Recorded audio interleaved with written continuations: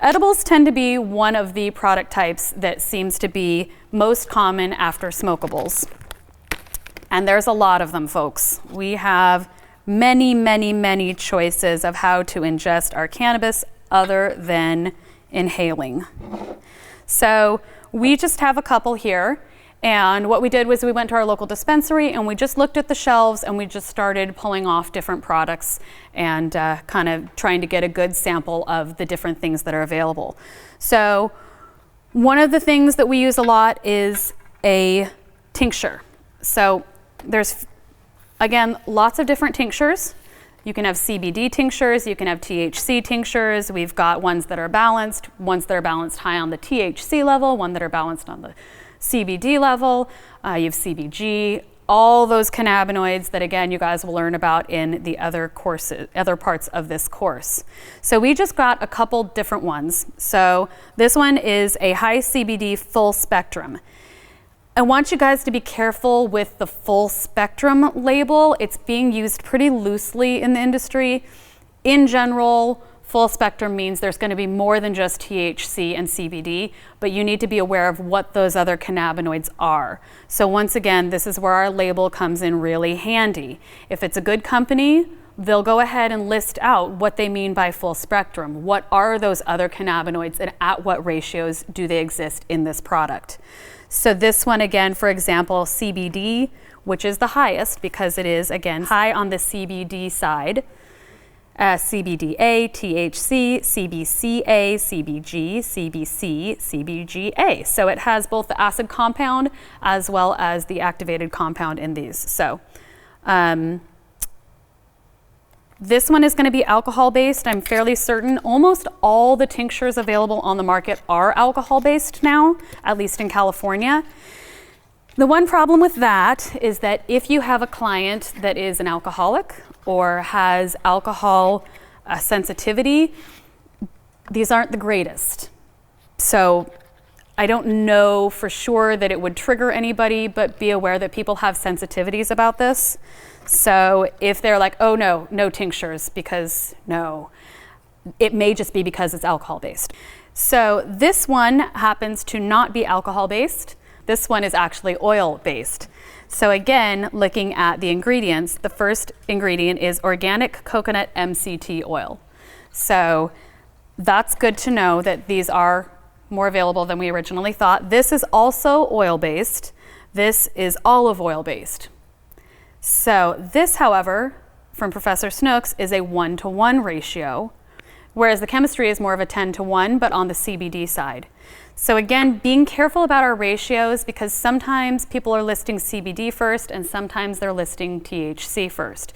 So make sure you're double checking with your product label on the back and make sure that the testing, if it's not clear on the labeling, check the testing and the testing will tell you which one it's higher in.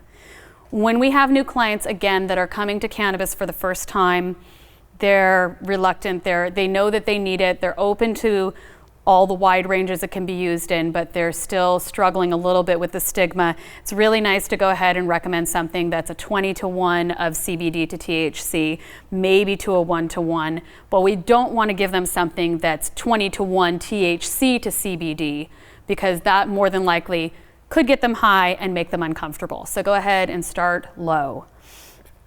That also brings us to a really important thing with all of our edibles.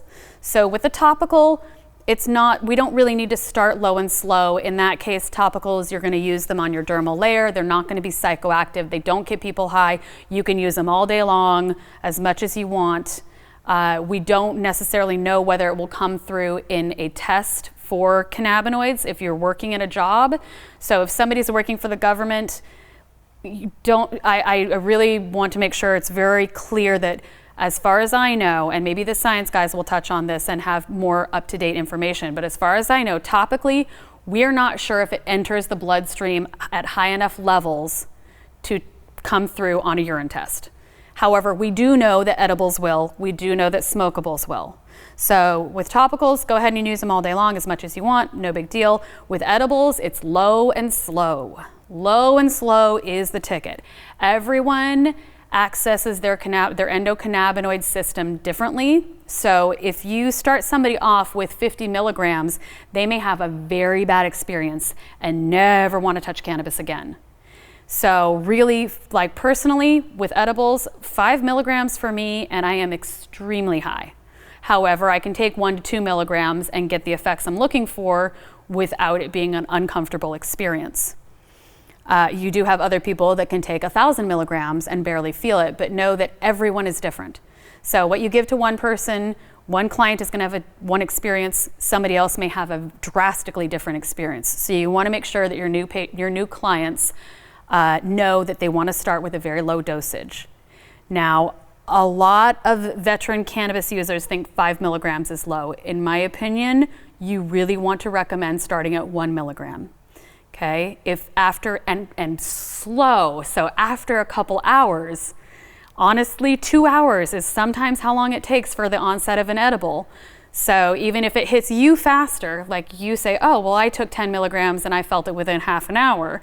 For other people, it may take a couple hours for that to hit, for that onset to get to them. So make sure you guys are recommending that your clients begin with 1 milligram and wait a few hours. If you don't feel anything at all, then you can start increasing your dosage and you can titrate it up to where they're feeling it at the level that they want. So the reason why we're doing this low and slow recommendation specifically for edibles is because the way that edibles are absorbed. So before it enters the bloodstream, it has to be processed by the liver. This means that the onset is going to take a longer time. So with the topical, it's dermal absorption. With an edible, it's going to be a liver absorption process. It can take longer. Okay, and with a smokable, of course, it's going directly in and transfers through that blood-brain barrier very quickly. Again, this will be gone into in much greater depth when you guys get to the science portion of this course.